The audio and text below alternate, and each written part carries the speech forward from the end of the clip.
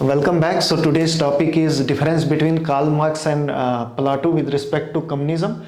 So what is the need to know the difference between these two school of thought? Actually, there has been tradition among Western scholars to know the origin of the communism, to trace out the origin of the communism. Some scholars जो है they consider Plato as the father of communism, or most of the scholars consider Karl Marx as the father of communism. That is the reason we need to know the difference between Marx and Plato with respect to communism, because both talked about communism and both hold that private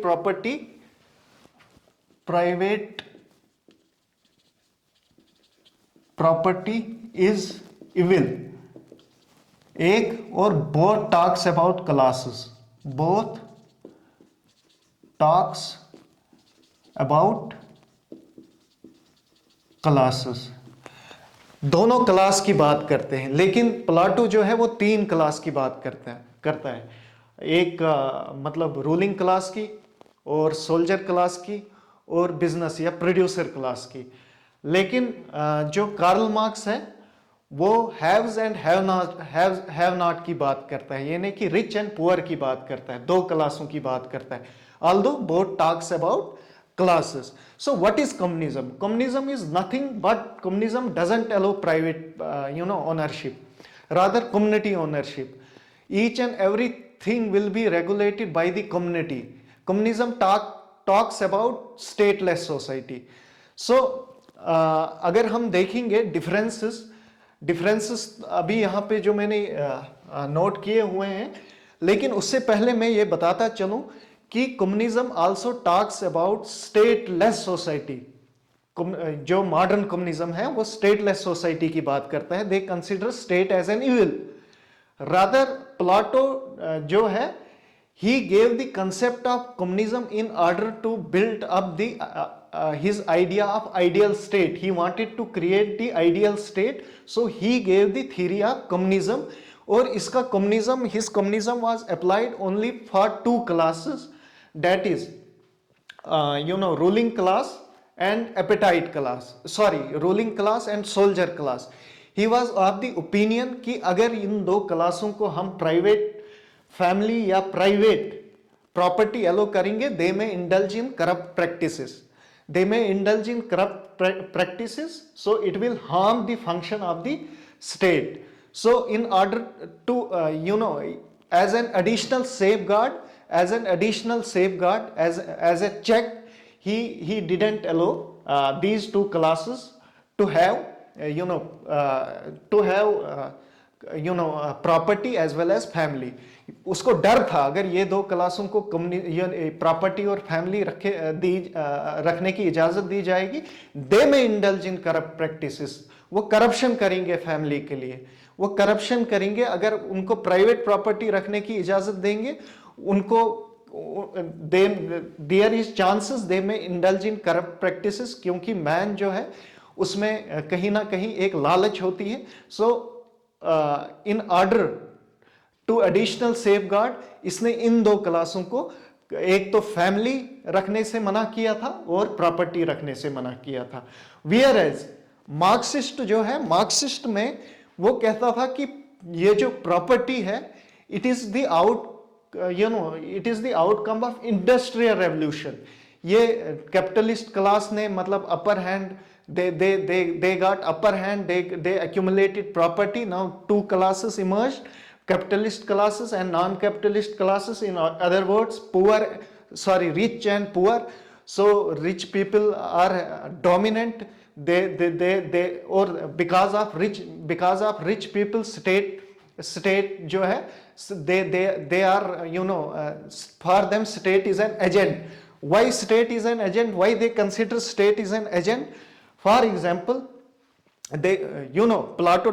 Plato state, ideal state की बात करता है. Marks state less society की बात करता है. वो कहता है स्टेट जो है वो इविल है. क्यों इविल है? वो कहता है अगर if workers will protest for their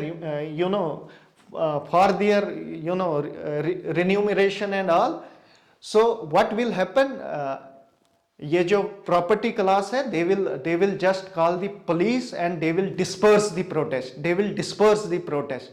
So who is police now? Police is the agent of state. In this way, state is serving the interest of the property class according to Marx. But according to Plato, state is the virtue. State is the virtue. It is state which is ruled by the philosopher king, or he will bring total happiness to the entire, entire society. He will do welfare to the entire society. Where is Marx? For Marx, state is the source of exploitation. If the worker class will protest, so what will happen? The property class will dial the 100 number, that is, they will call the police and disperse the protest. So who is police? Police is the agent of state. In this way, state is serving the interest of the propertied class. So let's move to the differences. What are the differences between these two school of thought, between these two thinkers? Marx consider matter is supreme reality. Matter को ही वो supreme reality मानता है. According to Marx, idea generates false consciousness. So it is because of matter two classes emerged. क्योंकि because of matter two classes emerged. So matter is the reality because of which जो हमारा inner passion है वो generate होता है. So इसके नजदीक idea is real. So behind matter there is idea. I have given you already the example. If you will go and watch my video on theory of idea given by Plato, there I have described. It is said that according to Plato, what we consider is real is not real, but behind the matter there is reality. I will cite one example. According to Plato, there are multiple colors of cows. So we don't give red cow different name, white cow different name, and black cow different name. Why? Because we are having idea in our mind set up regarding the structure of the cow, how cow looks like. That is because of idea we identify that all colors of cow are cows. अगर हमारे दिमाग में idea ही नहीं होता काउनेस का, हम लाल गाय को कुछ और नाम देते, काली गाय को कुछ और नाम देते, सफेद गाय को कुछ और नाम देते. इन दिस वे ये कहता है आइडिया को समझने के लिए रीजन चाहिए. सो यहाँ पे एक्चुअली प्लाटो हमें लाना चाहता था कि आइडिया ऑनेस्टी की ओर. सो वो कहता था कि everyone should be honest so that there will not be anarchy in the state, in the ideal state. क्योंकि उस टाइम में Athens were running after power, glory and money. So why Athens were running after power, glory and money? According to Plato, they were running after power, glory and money because they have no idea of reality. Actually अगर उनको idea होता honesty का, वो कभी power, glory और money की तरफ नहीं भागते. Whereas ये जो प्लाटो है इसके नजदीक no, it is matter which is reality. It is matter which is reality. Everyone runs after matter.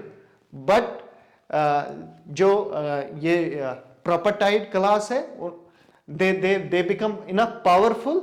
जो नॉन प्रॉपर्टाइड क्लास है उनको वो एक्सप्लॉइट कर रहे हैं. इन दिस वे वो चाहता था कि इक्वल डिस्ट्रीब्यूशन ऑफ वेल्थ हो. आई होप कि ये क्लियर हो गया होगा. दूसरा है marks talks about classless society. Marks जो है वो कहता है कि मार्क्स बात करता है टू क्लासेस की, रिच एंड पुअर की. लेकिन ये कहता है जब स्टेट लेस सोसाइटी हो जाएगी, जब वेल्थ इक्वली डिस्ट्रीब्यूट की जाएगी, जाएगी among all the people, there will be no class of rich, there will be no class of poor.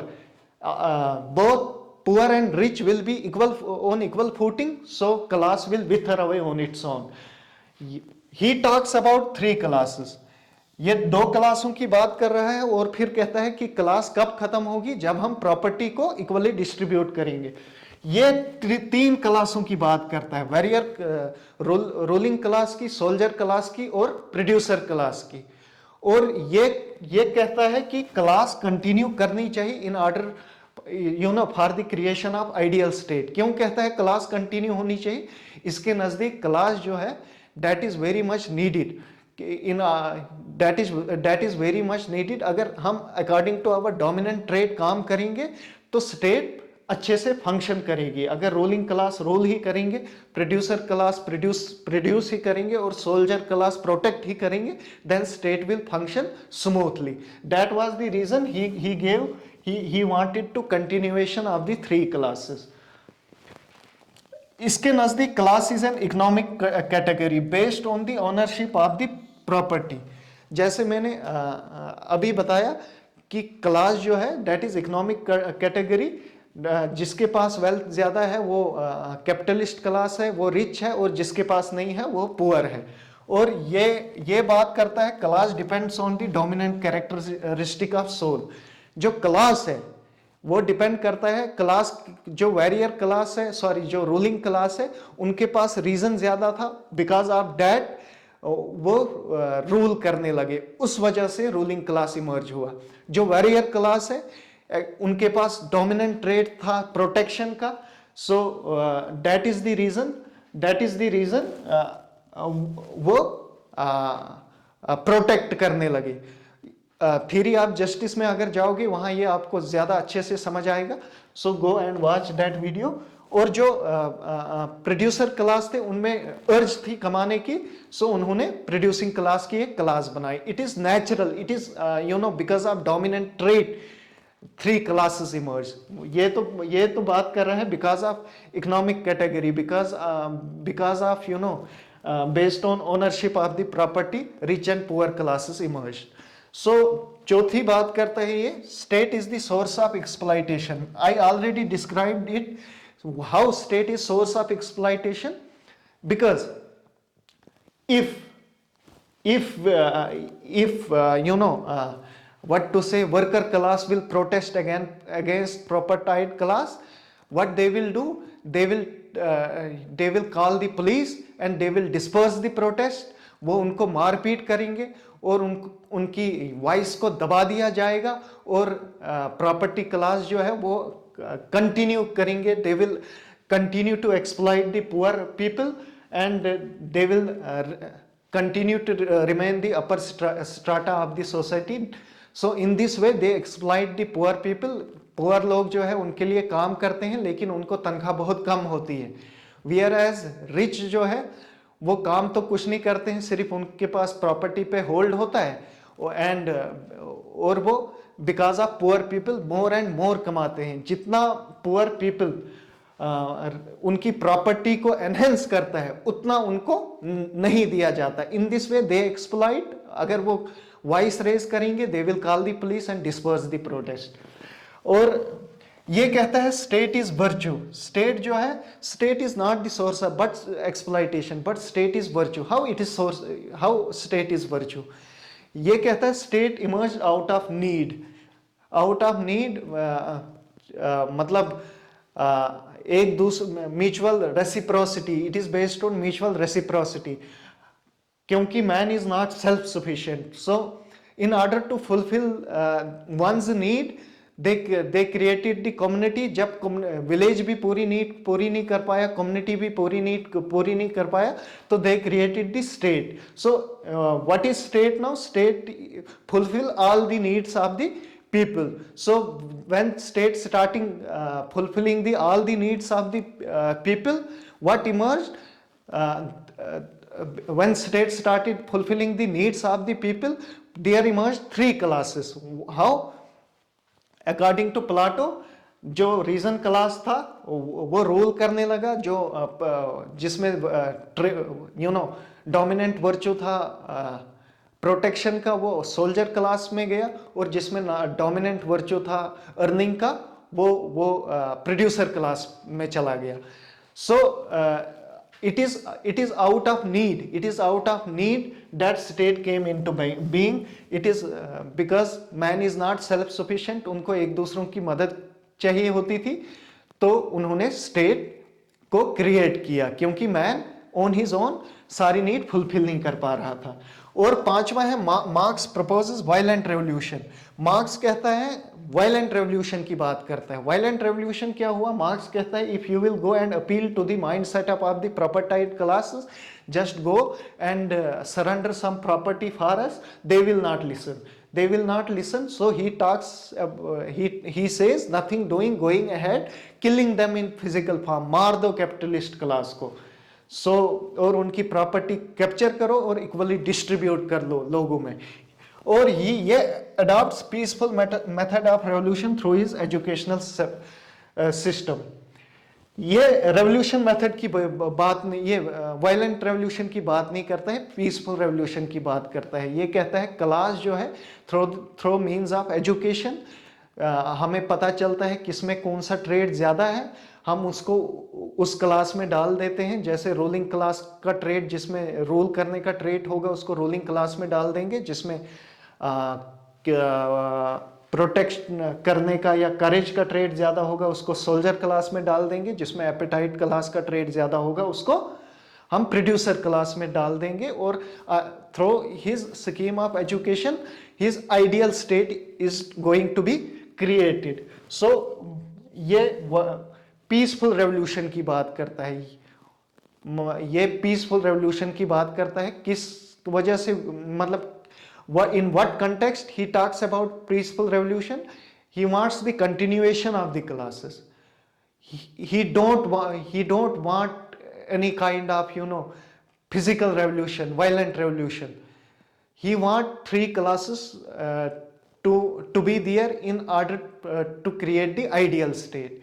In this way he talks about peaceful method of revolution so that three classes will emerge, ताकि पता चले किसमें कौन सा dominating soul है। I hope ये समझ आ गया होगा आपको।